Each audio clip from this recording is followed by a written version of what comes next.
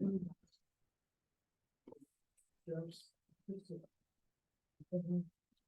right. Good evening. I hope you're all doing well. All of our learning should be a schus for what's going on in Eretz Yisrael. Our soldiers should be safe, and this war should be over, please God, very soon. So says the Gemara, we're halfway down on Samech Tes Samad Beis, which is, this section is a double wide section, as is the whole Ayin Amud Aleph, and we are supposed to go to the top of Ayin Aleph. Amud Aleph, may Hashem help us too. The Gemara says that the two dots, Kohane, Levi'e, V'Yisrael. How do we know that when the Jews came up from Babel, we said that there were 10 groupings? That's what the Mishnah on the previous shiur had taught us. 10 groupings of Jews went up to Eretz Yisrael. Among them were Kohanim, Levim, and Yisraelim. Minolan Desliku. How do we know that the Kohanim, Levim, and Yisraelim went up from Babel to Eretz Yisrael? Dechsivi vayeshua Kohanim Levim umin ha'am ha'mishorim v'ha'shoarim v'hanesinim be'arem v'chol Yisrael be'arem. We have Kohanim, Levim, and Yisraelim, all of them included in the pasuk. So it seems to be that they were Ola to Eretz Yisrael. How do we know that these people went up with Ezra from Bavel to Eretz Yisrael? So I'm just going to tell you, in all honesty, these psukim, we don't have the ample time to go through all of them. So I'm just going to be quite cursory in regards to the extracting the pieces that we need to understand. Where do the chalalim come from? So this is a very long pasuk. The Gemara says, chalalim minolan detanya. We have a brisa. Rabbi Yossi Omer Gedola Chazaka. Having a chazaka is considered a great thing. It sounds like a little bit out of left field, but we'll come back to this in a moment. Shene Emar, as the pasuk says, Umibnei Kohanim, b'nei Chavaya, b'nei Hakotz, b'nei Varzilai. These are all the names of families of Kohanim. Asher lakach mi benos. They married the daughters of Barzilai Hagiladi, Isha, v'yikarei al Shemam. And Elu Bikshu Ksavam Hamisyachsim Velonim. So they were looking for the documentation, the pieces of paper about their yichus, and we couldn't find them. Vayigwalu minakahuna, and they wanted to figure out whether or not they were good kohanim. Vayomer hatir shasa, which is a reference to Nehemiah. He said to them, Asher lo yochlu mikodesh hakodashim adamod kohen leurim ulatumim. You can't eat the truma, you can't eat kodshim until, said Nehemiah, until we verify what's going on. So what happens when you have a kohen who's not able to eat holy foods? That's a siman that he's a halal. If that's the case, we therefore see from the Gemara that the chalalim came up because there were kohanim who were there. They were not able to partake in the normal foods that kohanim who lived in Eretz Yisrael were able to partake in. And 2/3 of the way down on Samech Tes Samad Beis, v'amar lahem haretem b'chezkaschem b'meha yisem ochlim b'gola. Whatever you would eat when you lived in Bavel, what was that? B'kotshei agvul, you would eat foods that were sanctified by the borders. This is code word for truma. Of course, truma d'Rabbanan. They lived in Bavel, but they still had some aspect of truma that they treated as truma d'Rabbanan. So says the Gemara, Afkan nami b'kotshei agvul. The same thing should be over here. When you're in Eretz Yisrael, you can only eat truma d'Rabbanan. So by virtue of the fact that they could only eat truma d'Rabbanan, so what do we see? We see that it must be that they are chalalim midoraisa, and they were only allowed to eat truma midrabbanan. For some people who say that we are able to learn a lot about truma from the world of yochsin, if we know that people were eating truma and we can make inferences about yichus, then perhaps when these people came from Bavel and they were eating truma d'Rabbanan, perhaps asula asukinu, we might have thought that they were full-blown kohanim and they could eat even truma d'oraisa. Says the Gemara, no, shiny hasam, it's not true, because the people who were the Ole Bavel, the people who came from Bavel to Eretz Yisrael, the Rea Chezka Saihu, they had a reisa, they had a negative, which is that we weren't sure. That was the pasuk that we just saw in Ezra. The pasuk told us that we weren't sure about their yichus. So that's what the Gemara says. And then the Gemara then pops up with its question, because if you'll recall, the brisa that we're using to show that chalalim were part of the Ole Bavel, the brisa said in the beginning, Gdola Chazaka. But here it seems that the Chazaka is a reisa. Chazaka over here was to their detriment. It wasn't to their benefit. The Elamai Gdola Chazaka, 3/4 of the way down, 15 lines from the bottom. What then did the brisa mean when it said Gdola Chazaka? That when they were in Bavel, they could eat truma d'Rabbanan. So when they got to Eretz Yisrael, echol b'truma d'oraisa. Huge chiddush that perhaps they were even allowed to eat b'truma d'oraisa. Another possible answer in regards to what our brisa means is le'olam hashtanami b'd'Rabbanan echol. Really, just like over there when they were in Babel, they could eat truma d'Rabbanan, and here in Eretz Yisrael too, they can only eat truma d'Rabbanan, b'doraisa lo echol, and they're not allowed to eat truma d'oraisa at all. When is it that we say that there is some degree of connection between yuchsin and truma? That's only midoraisa, but midirabanan lo maskinan. But no one would ever make the error. No one would ever make the error of saying that someone who's allowed to eat truma derabanan is a kohen miyuchas. That we would not say. Here too, the Gemara says, "Yihachi," according to this approach as well. My gdola chazaka. What then is the value of the chazaka? Because in this second answer that the Gemara presents, he's still only allowed to eat truma derabanan. So says the Gemara, Demei Yikara, when they lived in Bavel, Lekal and Migzar Mishum Truma D'Oraisa. When they lived in Bavel, there was no Truma D'Oraisa for them to make an error with. They lived in Bavel. There was no Beis HaMikdash in Bavel, so there was nothing for them to worry about. There was no Truma D'Oraisa. So perhaps I might have thought that only over there in Bavel, that's why you're allowed to eat Truma Midrabanan, because there's no concern about Truma D'Oraisa. But Levasof, when they got to Eretz Yisrael, Afal Gav Nikal and Migzar Mishum Truma D'Oraisa, even though once they got to Eretz Yisrael, in theory, there was way more to be concerned about, because now that these people from Bavel, the Kohanim that came up from Bavel, they're like half Chalalim, we're concerned that they ate Truma D'Rabbanan in Bavel. We're concerned now that they've gotten to Eretz Yisrael, that Ikal and Migzar Mishum Truma D'Oraisa, so therefore B'D'Rabbanan Echol. The Chiddush is that we still allow them to eat Truma D'Rabbanan, but B'Doraisa lo Echol, but they're not allowed to eat Truma D'Oraisa. I says the Gemara, wait 1 second. Again, which is Nehemiah. He said Lahem, Ashalo Yochel Mikodesh HaKodoshim. It says in the pasuk that in Sefer Ezra, that quoting here about Nehemiah, that you're not allowed to eat Kodesh HaKodoshim. So what's the diuk from there? 5 lines from the bottom. Kodesh HaKodoshim hu delo yochal hakol midi nechal. You're right, you can't eat Kodesh HaKodoshim, but you can eat something less severe than Kodesh HaKodoshim, which is Truma. So that's a kasha. So the Gemara seems to say, based on the pasuk, you should be able to eat truma. So it says the Gemara, no, the words kodesh hakodashim in the pasuk that Nehemiah was discussing was different. Hachi kamar lo midi demikri lo midi demikri kodesh velo midi demikri kachim. You're not allowed to eat certain things that are called kodesh, and you're not allowed to eat certain things that are called kachim. Lo midi demikri kodesh. What does it mean? You can't eat kodesh. Tichsi v'chol zar lo yochal kodesh, referring to truma, that they cannot have truma d'oraisa. And v'lo midi demikri kachim. You also can't eat kachim. Damarko vasco and kisiel ish zar he betruma sa kachim lo sochal. That here too we see that kachim is included in the Yisur as well. So when a Kohen comes up from Bavel, he's only allowed to eat Truma D'Rabbanan. He's not allowed to eat Truma D'Oraisa, and he's not allowed to eat kachim. That he's not allowed to eat any kachim at all. So this is a lengthy exposition of the Gemara to let us know that there were chalalim, there were kohanim that came up from Bavel to Eretz Yisrael who were treated in this quasi state until we could otherwise prove their yichus. And this goes to the broader shilas that we have today about pidyon haben. If we're trying to make sure we're doing the mitzvah properly, we really need a kohen miyuchas. We don't always know that to give them an aliyah, we don't need such a high bar, because Maisa Ladina, doesn't matter if they're a kohen. I mean, I should say it doesn't matter, but in aliyah, we give aliyah to Yisraelim all the time, and there's no kohen. That's not the end of the world, but there's no bracha levatala concerns. It's just a question of kavod. We give the kohen first. But by pidyon haben, which is a mitzvah d'oraisa, we do need to make sure that there's a kohen miyuchas. So it's a little bit more difficult to do that. A little bit more difficult. But that's definitely the case, that when the kohanim came from Bavel, by the way, that puts almost every kohen in question now, because everyone who came from Bavel to Eretz Yisrael, they were all considered chalalim to some degree, unless they could prove their heritage. Top of Ayin Amud Aleph. Let's jump into the next sugya. Girei v'charurei. We know that Gerim came up from Bavel, and we also know that Avadim Meshuchrarim came up. Minalan, how do we know this is true? Those who were separated from the Tumas Goyi Haaretz, there's a group of people who were slightly different than the people around them. Those were Avadim and those were Gerim.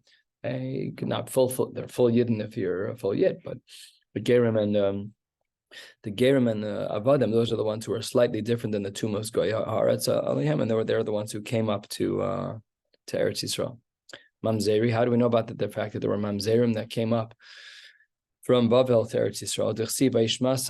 Let me just find the pasuk properly. Sanvalat achoroni v'toviyah ha'eved, and we're going to be talking about Toviyah ha'amoni, And the Gemara says on the third line, Uchsiv ki rabim bihuda bale shavua lo. There were a lot of people who had a shavua, they had a commitment to, and this is a reference to Tuvia.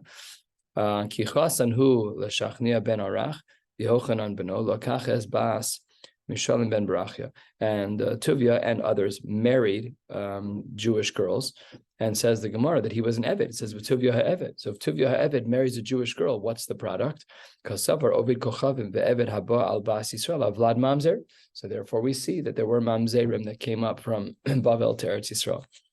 Says the Gemara in the fifth line of Ayin and Aleph Anicha Laman Damar Havlad Mamzer, that only works according to some. Not everybody holds that if an Eved has a child with a Yisraelis, that the child is a mamzer. But it works according to that shita. Amar Havlad Kasher Ma'ikla Neymar, according to the one who says that the Vlad is kasher.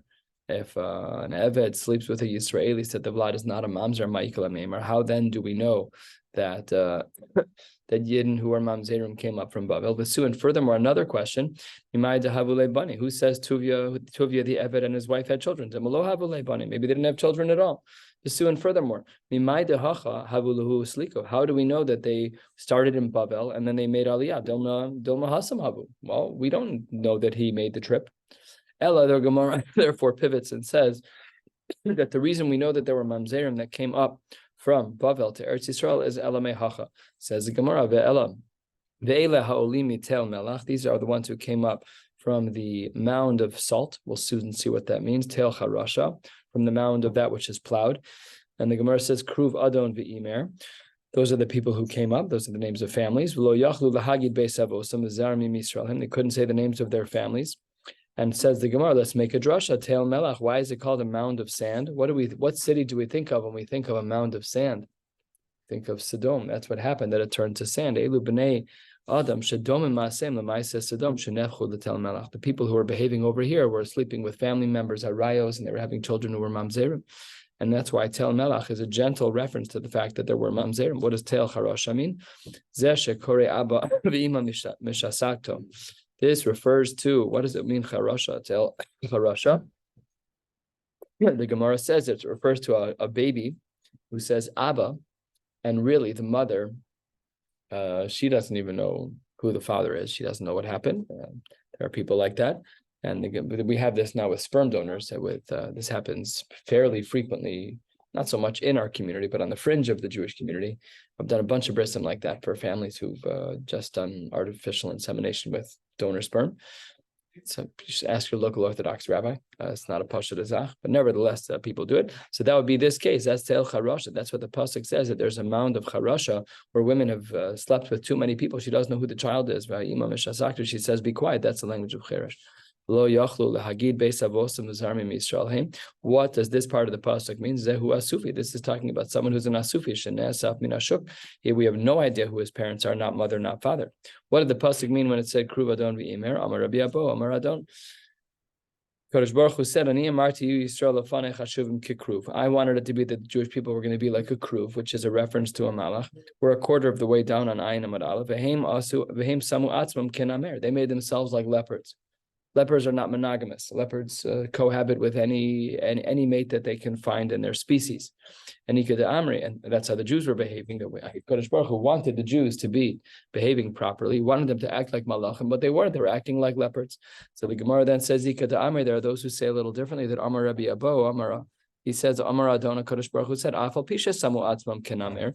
Even though the Yiddish people are not acting the way that they should be acting, they're cohabiting with too many people. Afal Pikein Hin Chashuvin Lefanai Kikar. Kadosh Baruch Hu still loves us even when we make our mistakes. Don't we have a chazaka that child, if the woman is married, the child is considered to be from the husband? It's a halachic assumption. Yeah. My relationship to my children is a chazaka. My wife's relationship to my children is a vada. Okay. Yeah. I've used this rationale because the Gemara says this, that it's a chazaka. I've used this rationale with people who push on me about patrilineal descent.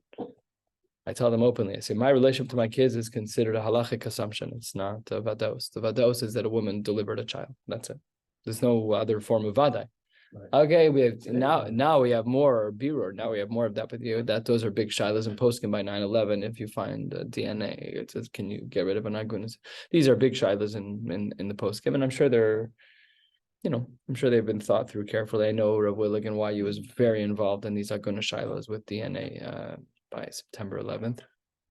I think now there's going to be a number of Aguna Shilas, probably not too many, but there's going to be a few Aguna Shilas now. It's not Nisht Pasha, not Pasha. A third of the way down on Ayin Amid Aleph, the Gemara says, Amar Rabba, Bar Chana, Kolanose Isha Sheina Hogeneslo, anyone who marries a woman who is not fitting for him, Male Elav Akasu Ki'ilu Charsha Lechola Olam Kulo V'Zaro Melech. Yikes, that's not good. It's as if, says the Gemara, that you plowed the entire world and you planted salt, which is very bad for the ground. So many different possible explanations of what this could mean. Let your imagination wander. This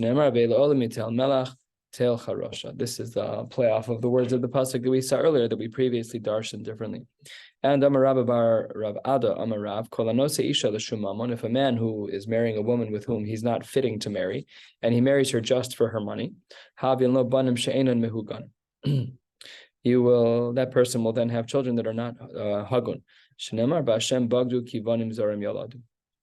V'Shema Tomar Mamon Palat. Maybe we'll say that the money will be exempt from the concerns that HaKadosh Baruch Hu has about this family. No, the money is going to go to Talmud Lomar Atay Ochlem Chodesh Eschalkeim.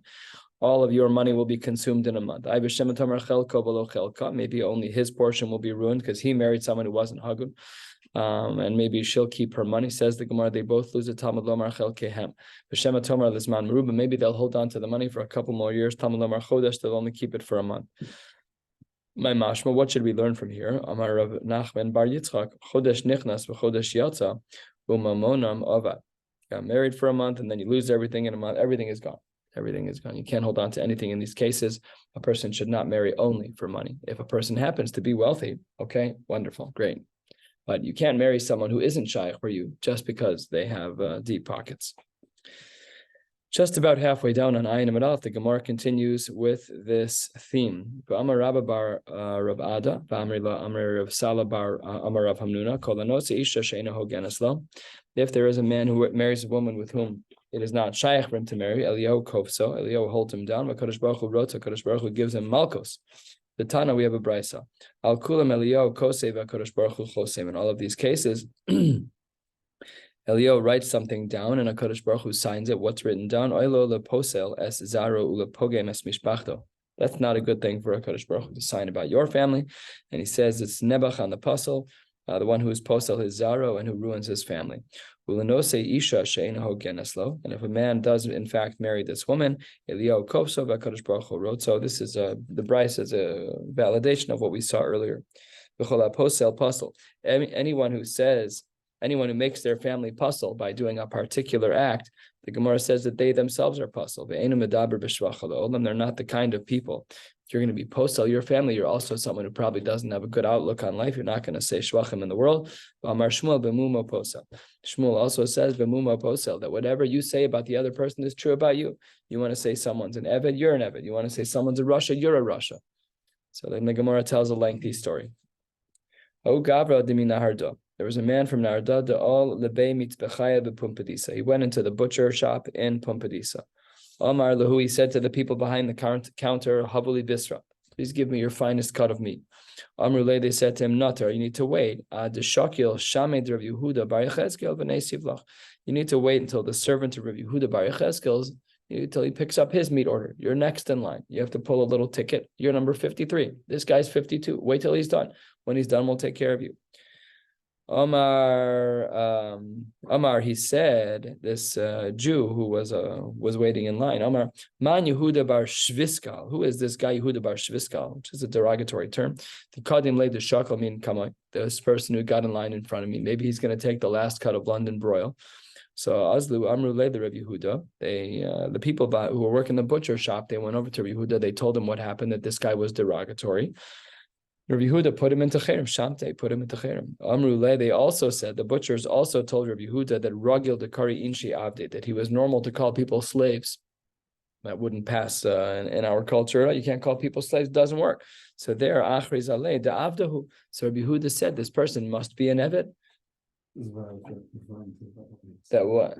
Yesterday, when you said next time you're going to call somebody moms, you call them Eved. Oh, yeah. I was referring to. I had never learned this at that point. Nor did it even click that you said that last night, but now that you're reminding me, Well, good, don't fill your head with that. I have What's going on? my brain is overwhelmed, but I'm glad you reminded me. All right, Azal Hahu, this guy who was upset because he had been insulted by Rabbi Yehuda and he was put into Cherem, and Azmane Ladina Lakame de Rav Nachman. Rabbi Yehuda was a 2nd century Amora. Rabbi Yehuda was a Talmud of both Rav and Shmuel. In the 3rd generation, there was a great Rav by the name of Rav Nachman. Rabbi Yehuda was an older gentleman. Rav Nachman was already a dayan and had his own Bezdin. So there was a quirk in this particular Hazmana to Bezdin, which is that Rabbi Yehuda, who was older and wiser, I presume, was sent a Hazmana to Bezdin of Rav Nachman, who was younger than him. So Amar Le, Ezel, O Lo Ezel. So, so Azal Rabbi Yehuda Lakame de Rav Huna. I skipped a line. Hold on. Azal Hahu Azmin. Okay, there. And then I see Piska de Hazman. And then he finally got the note that was given out. He got the subpoena. So Azal Rabbi Yehuda Lakamed Rav Huna. Rabbi Yehuda asked the Shaila. He said, "What am I doing going to this court of this 25-year-old dayan? I'm 75. Why am I going? Why do I even have to go?" So Amar Le Ezil Alo Ezil, do I have to go? So Amar Le Rav Huna said, "Mezalo Ba'alach Mezal." Really, technically, you don't need to go. Mishum de Gabra Rabbaat. I don't know what this means, why he's above the law. I don't know. This requires some research, but he said you're really not obligated to go. But you should go because of the Beinasiyah, because of the Nasi. Rav Nachman's father-in-law, I think, was the head of the Beinasiyah. So it's covered. It's just politics. You should go. So awesome. So Rabbi Yehuda went toward the Beis Hamedrash, toward the Bezdin of Rav Nachman. When he got there, he saw that Rav Nachman was building a fence on his roof. That's a sisa makeh l'galgecha. We know there's a mitzvah d'oraisa to build a fence on your roof to protect people from falling. Amar Le, Rabbi Yehuda says to Rav Nachman, Lo sabar lamar lahada amar Rav Huna bar Idi amar Shmuel. Don't you know? Kevan shenisman adam parnes halatzibur. Once you've been put into a certain position in the community, asar b'asiyas malacha b'ifnei shlosha, you should not be doing these trivial house activities, even though it's a mitzvah d'oraisa to build it. But you shouldn't do it b'ifnei shlosha. You shouldn't do it in a way people can see it. So says the Gemara, Amar Le, Rav Nachman said back to Rabbi Yehuda, Purta the gundrisa who the ka'avidna. I'm just doing a porta, just a small amount of gundrisa, just a tiny piece of wall. And he used a local term for wall. So Rabbi Yehuda pushed back, Amar Le misanya make. Do you hate the word of the Torah when it says make? Why did you use this funky word of gundrisa? Which is written in Chumash. Oh, maybe just mechitza, the Amor Rabbanon. What do you got these fancy schmancy words? Just say, talk simple. Talk simple. My kids tell me I do this all the time. They think I use words to, show them up. I'm like, how can I possibly show you up? You haven't read a book yet. So it's not showing you up. You don't have an education. I'm not trying to show you up. I just grew up in my father's home and played Scrabble. Anyways, so the Gemara was pushing on him and saying, why did you use this funky word? You just use a regular word. So Rav Nachman responded, not in sequence, because now there's another part of the story. Amar Le, Yasiv Mar, a karpita. He says, oh, why don't you go sit down on the bench? A karpita in their parlance meant that they would sit on a bench. Why can't you talk regular? Just use the words that the Chachamim used. Oh, itztaba de amre inshi. If you're not going to use the words of the Chachamim, use a word that people use. Don't make up your own words, or certainly don't use the language of the land. And similarly, Amar Le lechol mar esrogna. Do you want to eat something called esrogna? So Amar Le hachi Amar Shmuel. I don't understand. Rabbi Yehuda pushed back on Reb Nachman again. Kol Amar esrogna. Anyone Anyone who says esronga tilsa beramos rucha. He's 1/3 Baal Gaiva. That's a low percentage for us. 1/3 would be great. I think would be in much better straits. Oh, esrog, kidikar yuha rabbanim. Talk like a regular person. Just say the word esrog. Oh, esroga da amre inchi, but you're esronga. You're making up your own words. And then again, another part of the story. Amar le lishti mar anbiga. Anbiga was some type of drink that people used to drink in the morning. So amar le misani ispargus to karyua rabbanim. Why don't you call it ispargus, which is what obviously it's not asparagus juice. It's just what the Gemara uses back in the day, which was a reference to this drink of anbiga to karyua rabbanim. No anpak damre inchi. But why are you using all these funky words? And then the conversation continues still more. Amar le tesi donag tishkena. I'm going to bring my daughter, Donag, that's her name, and she'll give you a drink. No, you're not allowed to utilize or to use a woman in this way. He said, don't worry. Rav Nachman pushed back and said, Katana, she's 8 years old. You can use a katana to bring things to the table. Then the Gemara says, you're not allowed to benefit from a woman at all. She'll think it's okay to put herself in public straits, in public places, and that's not right. That should not be happening. So such an odd conversation. So Rav Nachman says to Rabbi Yehuda, do you want to send regards to my wife? Okay, we just need to pause here. No, I cannot speak to your wife because her voice could be erva. So, did you notice that? You ever think about this? Kol b'isha erva does not mean singing. The pashtus, that's not what the phrase means. The phrase means hearing a woman speak. Literally is what it means. So that's how you have to. That's what it says. So then the Gemara says, if you look at Rashi on the bottom line, Rashi says, Kol b'isha erva shnemar hishmi'ini es kolech v'im esh'al b'shlama tishivani. If I ask her how she's doing, she's going to answer me. So the pashtus of the Gemara is that the isra of kolisha is not singing. The isra of the kolisha is hearing a woman's voice. So I looked this up in the Shulchan Aruch this morning, and hearing a woman speak in a way where there's nothing sexual about it, where there's nothing that aspect of the Yetzer Hara, no problem. But if in fact hearing a woman's voice is something that is drawing for you, so then first of all, that's not normal. And second of all, that might be a big halachic issue, because that might actually be kol isha. That's pashtus of the Gemara. I didn't write the Gemara, and I did not ever know that this was framed this way until this morning when I was sitting in the Beis Medrash, and I popped up out of the Gemara and said, the pashtus of kol be'isha erba is not singing. I did not know that. Did anybody else know that? I did not know that. I always thought it was only singing, and the Gemara's bepashtus doesn't speak that way. Okay. Amar le efshar al yadei shliach. Okay, we'll put someone between you. You're allowed to ask about my wife to see how she's doing through a shliach. So Amar le hachi amar Shmuel, turning to the top of Ayin and Bezi and Shalom b'Shlom Isha. You should not be doing that. So Rashi on the top of the page in Shalom b'Shlom Isha, Rashi says Shama mitoch she'ela shalom. Just by having regular conversations, yihyu regilim zeim ze al yadei shlucham v'yavo lidei chiba. It could lead to a certain warmth between you and that woman if you regularly ask someone how they're doing. So then that's either someone I used to work with in NCSY. She was Makbid Gomor. Everybody had to call her Mrs. Whatever her name was, Mrs. So no one could ever, she just wouldn't allow it. When I was growing up, that wasn't the standard. But it does create a richuk. It does create a categorical difference between yourself and other people. So now in my office, everybody calls me Rabbi something, Phil Karesh something. And it's good. They should have these gentle kinds of boundaries. Sometimes it's hard to put them into place after you've been for years. It can be difficult, but we have to keep a good balance over here. Maybe al yadei baila. He says, Rav Nachman said, you can go through me. Don't worry. I'll make sure to keep a distance between you and the Rebbitzin. Leave it alone. So Shalcha le debisu. Rav Nachman's wife was listening to all of this. Everything that Rav Nachman said, Rav Yehuda shut him down. Did you catch that? That was the whole last 3 minutes of Gemara. Everything he said or not, you said this word. Why do you say that word? You're bagay. Yeah, why? Just the whole dialogue. So his wife gave him some good advice.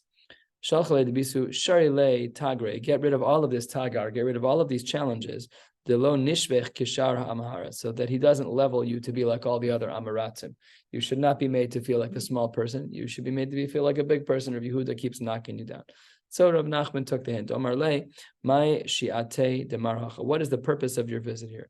So Rav Yehuda responded, Omar le, taska de hazmanusa shadar mar abasra. I have a document of hazmana. I have a subpoena that you sent after me. Omar le, Rav Nachman was so uncomfortable. Remember the age difference. Rav Nachman was much younger. And I can't even dialogue with you without being slammed down to the ground. I sent something to you. I'm so uncomfortable. Either he didn't put it together or he did it because whatever. It was just uncomfortable. So he took out the document, was holding it in his hand, and Amar le Ha Gavra, the Ha Daskaya. There's a man standing here, that's me, Rabbi Huda, and I have the document that says my subpoena. So let's just get this done. Amar le, Hova As Amar Lacha, since you're here, Lishtai Mile, Ki Hechi Delo Lemru, Mechanfe Rabbanan Hadade. We should go through the procedurals of you being a defendant, whatever the case may be here in Bezdin, so that nobody says I gave you a pass because you're a rabbi. Then they started talking. Remember the butcher story. Right, so this guy came in. He said, "I want to be first." Someone else was in line. So Amar Lei, Rav Nachman says to Rabbi Huda, "My time Hasham Temar Lahu Gavra. Why did you put this guy into cherem? Because Tzir Shlicha D'Rabbanan. He's misbehaving. He was mitzayer, one of the shluchim of the rabbis, and that's unacceptable." Says the Gemara, "But Nagdemar, you should give him Malkos instead. What's with the Shamta?" So says the Gemara, after all, the Rav man give alman de mitzar shlucha the Rabbanan. Rav used to give malkos in cases where someone would be bothering the shluchei the Rabbanan, the messengers of the rabbis. So why didn't you give malkos instead? So the Gemara says a quarter of the way down, 2 lines before the wide lines, and ayinim at base, to adif minei abdile. I did even more. I did something even more powerful. I gave him shamta. Putting someone in cherem is worse than giving them the physical pain of lashes. And the Gemara then says, last short line, my time achriz mar alei abdo. Why did you say that this guy in the butcher house was considered an eved? Because Amar le the ragil dekari in abdi. This guy called other people avadim, and after all, vitani kol haposel pasel. Anyone who makes other people pasel makes himself pasel. Ve'enu medaber b'shiv olam. This person is not a positive person. He always speaks negatively. Amar Shmuel b'muma posel, and Shmuel taught us a din that b'muma posel, that when a person speaks, if I call you an eved, then I'm an eved. So therefore, Rabbi Yehuda put this guy he called him an eved because he was calling other people an eved. So it says Rav Nachman back to Rabbi Yehuda, Amar do Amar Shmuel ameichashle. Maybe we should only be concerned about the fact that he was being mumo posel. Who says that it was actually the case that he's actually supposed to be called an eved? While all of this was going on, skip the parentheses. Amar Le'ahu Bardine, Rabbi Yehuda, the plaintiff, this guy who was in the butcher house, we never saw his name in the Gemara, and he said to Rabbi Yehuda, the Didi Karsli Avda, how can you call me an eved after all? I'm a descendant of the Beis Chashmonai Malka. The Gemara says, Amar Le, Reb Yehuda responded to this guy who said he was part of the Beis Chashmonai, Amar Shmuel. He said that in the name of his Rabbi Shmuel, Rabbi Yehuda said, called the Amar mi the Beis Chashmonai Kasina Avdahu. You just doubled down. You made your problems worse, not better. You just told me you're from Beis Chashmonai. Everyone who's living right now from Beis Chashmonai is an eved. We'll learn the story as to why in a few lines. Beis Chashmonai, those are the Magi. They're the good people, but there's a reason why. We'll see in the Gemara in a few lines why it is that everyone who is still living was considered to be an eved. Amar le lo savar lamar lahada amar Rabbi Abba amar Rav Huna amar Rav kol talmid chacham shmor alacha ba. Any talmid chacham who teaches a din im kodem ma'isa amra shomen lo. If you bring up a mari makom before the story happens, that's fine. But v'im lav, if you're in the middle of a fight and you quote a mari makom, then that doesn't work. Ein shomen lo. So says the Gemara, Amar le ha'ika Rav Masna. Don't worry, it's not just me who holds this way, that the descendants of the Beis Chashmonai are all avadim, because Rav Masna says this, the Koi Kavasi, he holds the same exact way that I do. What's the story there? Rav Masna lo chazil in Ardot Teleisar Shnei. Rav Masna had not been in Nahardah for 13 years, whatever the details. Ahu Yom Asa, that particular day when this din Torah was happening in the Bezdin of Rav Nachman, he did show up. And Amar le, Rav Yehuda said to him, Techir, do you remember Mar? My Amar Shmuel, Ki Koi Chada Kara Aguda, when he had 1 foot on the Guda, on the Guda is a stair, I think.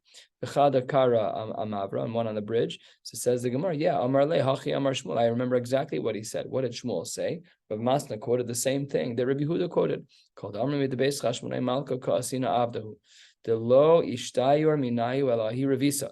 There was only 1 female left in all of the family of Beis Chashmonai. The Salka Le'igra, she went up to the roof. Viramya Kala, she raised her voice. V'amr, and she said, Kol the Amar mi Beis Chashmonai ana. Anyone who says I'm from Beis Chashmonai, Avdahu. That person's considered an eved. She knew the family lineage, and then she jumped to her death. Nafla me'igro miso. And Achrazaleh to Avdahu. So therefore, it was announced about this guy who was in the butcher that he was taka, an eved. The problem was that he opened a can of worms because he said that everyone who thought they were a descendant of the Chashmonaim were now Avadim. But there were a lot of people in the neighborhood in Pumbedisa who thought that they were from Chashmonaim. And now, could you imagine in a community if you learned that 30 husbands were actually Avadim, or 30 husbands were Mamzerim, or 30 husbands were whatever, people who couldn't have been married. Hahu Yoma, 2/3 of the way down, less than halfway into the wide lines on Ayin and Mid-Beis. Hahu Yoma, Akaran Kama Ksufta B'Naharda. That day, a lot of marriages fell apart because we found out that a lot of people were Taka Avadim, and it ruined the marriages. Remember also that if an Eved sleeps with a woman, their children are Mamzerim. So people were very upset in the community, and they met Rabbi Yehuda on his way out. Kikanafik, on his way out, Nafki Abasre, the Mirgame. They ran outside with a bunch of stones, and they were about to stone him. Amar Lahu, Rabbi Yehuda said to everyone holding the stones, Ishtiku, shtiku. If you guys all calm down, that's probably going to be a good solution. And if you don't, Maglino Alaichu, I'm going to reveal to you, Hadar Amar Shmuel, there are two family lineages here in the community. One of them is considered like the dove, the Beyona family. One is from the ravens. One of these families is good, Tame Tame, and the other one's Tahor Tar. The family that's not kosher is the Orev. The Orev is not a kosher bird, it's derivatives, it's the descendants are not kosher. But the Beyona is kosher. And the families were terribly concerned that he was going to reveal still more marriages that were now going to then be in shambles. So they took all their rocks, Shadu Allahu Rigma Miyadaihu. They took all of the stones from their hands. Vikam Itma Benahar Malka. They threw so many stones into the river that it actually caused for a blockage of water. There were so many people ready to kill Rabbi Yehuda with stones. It's a crazy Maisa. From beginning to end, the last Amud, the whole thing is crazy.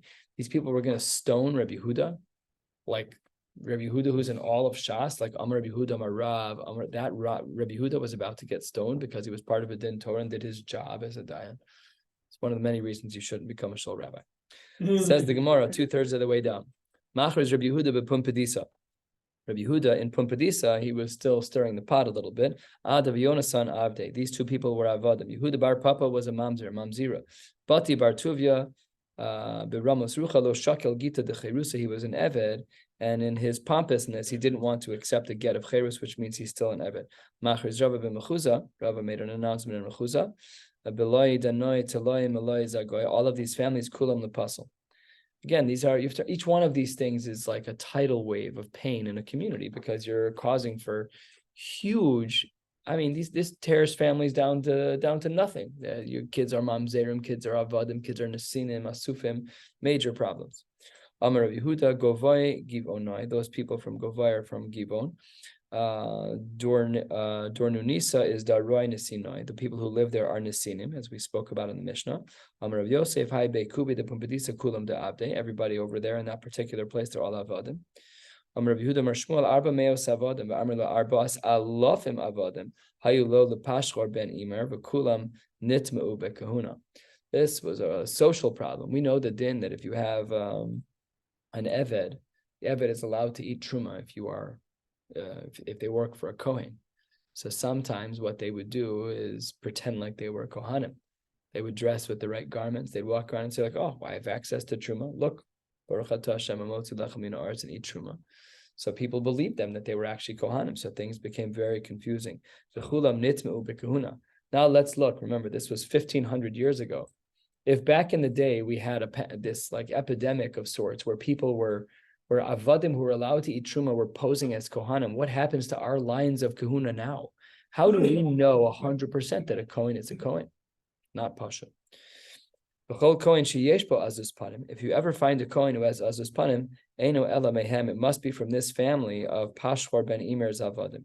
Amar Abaye Kulu Yasvan Beshur de Benaharda. All of these people were all sitting in a Chashav Ashura. They all sat in that Chashav row and Shul, and everybody knew that they were special people. But that's only one approach in regards to Kohanim or Azus Panim, that they came from the family of Pashchor ben Imer. The Gemara says, Upliga de Rebbe Lazar. The Gemara says in regards to Rebbe Lazar, he argues on this shita, the Amar Rebbe Lazar, if we see Kohanim that are being difficult, that are being stiff-necked. Don't worry, that's normal. This is normal for people to be for Kohanim to be difficult. We saw this in Shas before. I think we saw this somewhere that Kohanim are known to be fiery personalities. Kaptanim. I was trying to remember the language. All right, back to where we were about 60 lines ago. Amar Rabbi Avin bar Rav Ada Amar Rav Kolanosi Isha Sheinaho Genislo. If you marry a woman who's not fitting for you, so when it will be that a Kadosh Baruch Hu brings his Shechina, made al kol hashvatim vein made alav. Yikes, that's not good. Then he will have his Shechina on all of the Shvatim, but you will be left out. Shnemar shiv teika edus leIsrael. Amos have edus leIsrael is mancha Shvatim shiv teika. That's when they're the right kinds of families. But when they're the wrong kinds of families, they don't get the Shechina. A man should marry a woman who's Hagun. Amar Rav Chama b'Reb Chanina, K'Hakadosh Baruch Hu mashra Shechinaso, ein mashra ela al mishpachos miyuchasos shebeYisrael. When a Kadosh Baruch Hu's Shechina is shore, it only is on families that are miyuchas, families that have a good yichus. They're not mamzerim. They're clean. The family lineage is clean. They've done everything right. Shneimar b'Yisinu Mashem. Not for all Jews, and therefore we need all of the families to be whole for the Shechina to be shown. What does that part of the pasuk mean? This Gemara needs to be learned with sensitivity because it does paint a distinction between regular Yisraelim and Gerim and one that is not seemingly positive. The Ilu Yisrael, 6-7 lines from the bottom on Ayin Amud Beis. The Ilu Israel, in regards to full-blown Yidden born this way, first they mention a Kadosh Baruch Hu, and then it mentions that they're the nation. The Ilu Begerim is the opposite.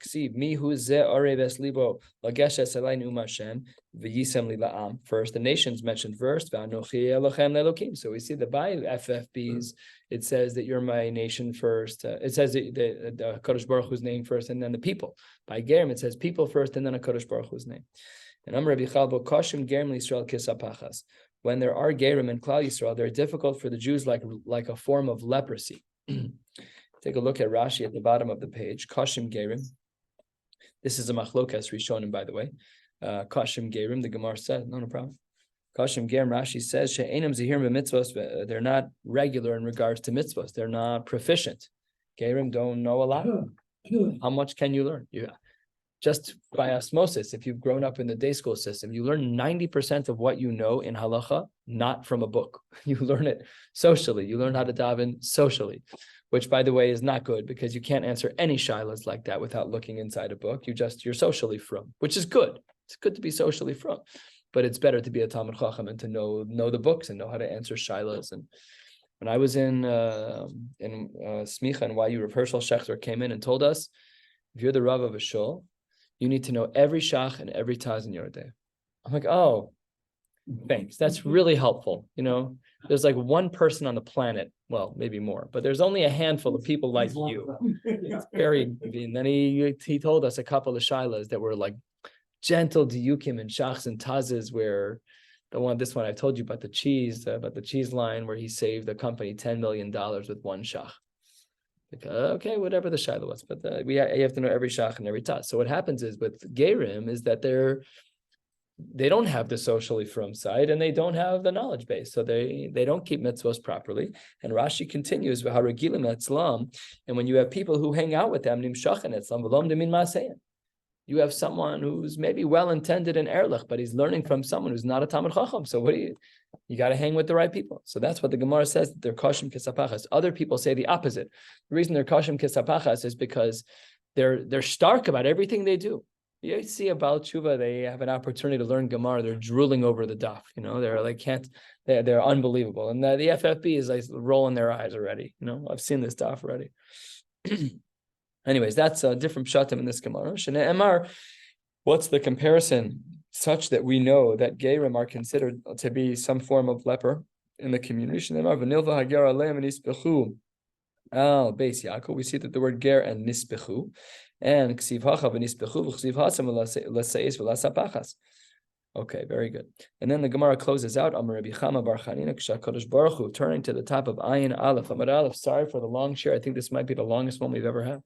Netahir Shvatim. The Gemara says that when a Kadosh Baruch Hu is being Netahir Shvatim, Rashi miyachasam, from their family issues. Shifto shel Levi Netahir Tchila. Levi gets to go first, and then Amar Vayeshev Mitzaref U'Metar Kesef V'Tahir B'nei Levi. So Levi gets to go first. Amar Rabbi Yeshua ben Levi, very difficult Gemara here as well. Kesef metaher mamzerim. Money can be metaher, can purify mamzerim. This is not what it means on its face. You can take a look at Rashi. Rashi says on the top of Ayin Aleph, Amud Aleph, top line, Kesef Matar Mamzerim Hametumayin, families that are all mishkababbled with some people, be Yisrael Machmas Mamona, who Gorim Lahem Sheitaru Shelo Asid Lavo, and Hakadosh Baruch Hu Mavdilam. If they give tzedakah, seemingly, we'll see in a minute what's actually going on here, then then they'll be considered to be part of the regular tzibur. Again, it's just Olam HaEmes, I don't know. And lastly, my magishe mincha b'tzedakah. What does it mean? Those who present mincha in the form of tzedakah. Rav Yitzchak tzedakah sekadosh baruch hu Yisrael she mishpacha shenitma nitma, that a family that has its impurities, and I don't mean impurities in that way. This word nitma with an ayin means that there's a blend. It happens to be tummy a certain way, but it's nitma means a blend over here, and over here nitma. Okay, so they're not. We don't remove them from Klal Yisrael. We keep them in Klal Yisrael, but we have to find out the right way for them. The married people, v'chule. We'll stop right here. Mirz Hashem, tomorrow night. We'll pick up with top Ayin Aleph. Wishing you all a beautiful night.